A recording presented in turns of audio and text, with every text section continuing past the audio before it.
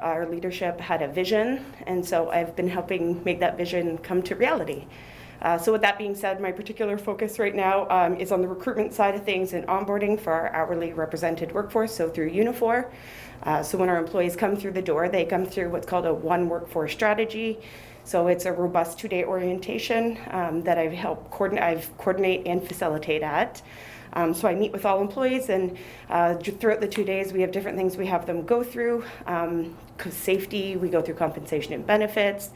But our big emphasis really is on diversity and inclusion with our new employees. So diversity in its entirety, but gender being the specific area of focus for recruitment.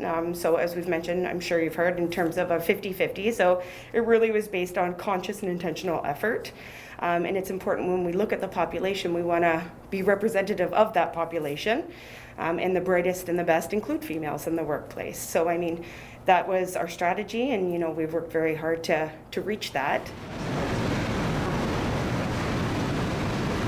So my name is Stephanie, and I'm a team lead here on Trim 1, focusing mostly between ULOC 19 and 21, doing seatbelt tensioners, SDMs, hood appliques, and main body wire harness. Well, when I first started and I came into the assessment center, for a moment I wondered what I had gotten myself into, because I had never used a power tool. I had never been in a manufacturing environment, so it was a huge learning curve for me, but I'm learning as we go, and everything that happens here in this plant is awe-inspiring. It's really a collaboration between everybody, and the energy at the workplace is awesome. Everybody's very excited about building trucks back in Oshawa again, so that energy is very contagious plant-wide. I never thought I'd be working with vehicles, never knew how to use a tool, and totally out of my comfort zone, but I jumped right in and I love it. I run the team on the line here, just making sure that the line runs smooth. If there's any problems, I go and fix it, covering brakes, a little bit of paperwork here and there. I like the hours, the people, the team. I have an awesome team. They work hard, and yeah, just learning new things every day. For me, it was just kind of coming out of my element. I've come from like the General Motors customer care side of things. So coming into like the manufacturing world was completely different, but it was challenging, and I really wanted to be a part of something bigger. It's not often that you see a lot of females in this type of environment, but really felt welcoming and very comfortable being in this type of environment. So it's nice to be in this world.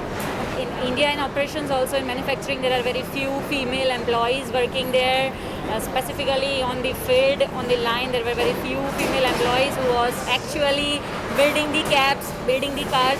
So it's like amazing. It's an inclusion atmosphere, a very diverse culture they have in General Motors here, which is far more welcoming for all females.